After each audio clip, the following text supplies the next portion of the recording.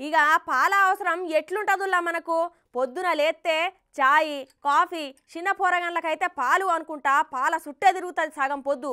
ఇక గవి ఎంతుంటాయి ఉల్లా లీటర్కు 50 రూపాయలు 60 రూపాయలు లేకపోతే హైదరాబాద్ లాంటి పెద్ద నగరాలల్లో 80 రూపాయల వరకు ఉంటాయి కదా.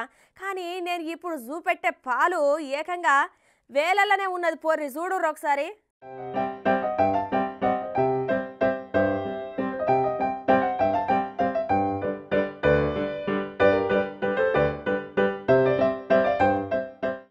ఇప్పుడు పాలు తాగితే ఏమైతుంది?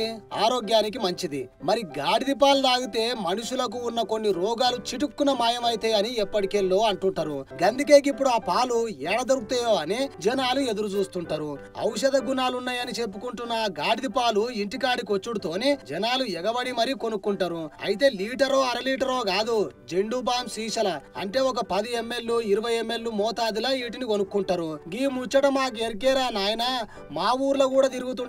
గాడిద పాల్ అనుకుంటా అసలు ముచ్చటేందో చెప్పువా అని నా మీద గరంగా ఆకుర్రి. అగో ఈ పొలగాడి ఏమో చెప్తాడంట ఇనుర్రి. చెప్తా అమ్మే గాడిద పాల ముచ్చట. నా పేరు బర్మ. గాడిద పాలు అమ్ముకొని వచ్చినాం.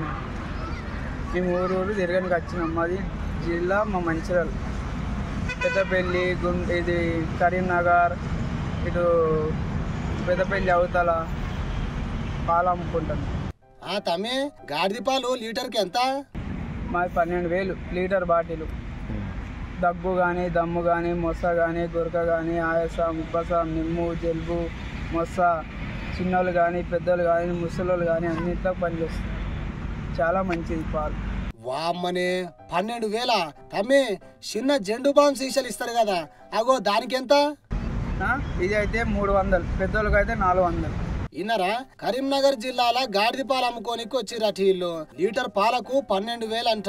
ఇక చిన్న డబ్బాల అంటే ఒక 10 ml పాలకు చిన్న పొలగాళ్ళకైతేనేమో 300 రూపాయలట, పెద్దోళ్ళకైతేనేమో 400 రూపాయలంట. ఆవు పాలు బర్రె పాలు ఏనానే దొరుకుతాయి గాని దగ్గు ఉబ్బసం దమ్ము మూర్ఛాసు వంటి రోగాలను ఒడగొట్టాలంటే ఒక్క గాడిద పాలే తాగాలని చాలా మంది అంటుంటారు. మరి ఈ గాడిదను ఏడికెళ్ళి తెచ్చిర్రు ఏంది కథ అంటే 80,000కు మహారాష్ట్రకి వెళ్ళి కొనుక్కొచ్చిర్రంట. ఏం లేదు దినం 1/2 లీటర్ పాలిస్తదంట గాడిద.